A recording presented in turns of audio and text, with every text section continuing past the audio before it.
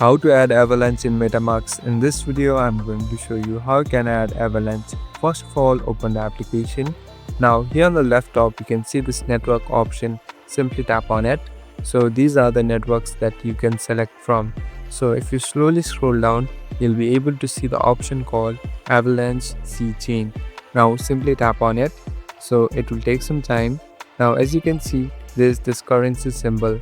Now you can view the network and view the link, and here on the bottom you can see the option called confirm. Tap on confirm. So a new network has been added. Now simply tap on switch to network. So the network has been added and you have completely switched into it. Thank you for watching this video. I hope this video will help you.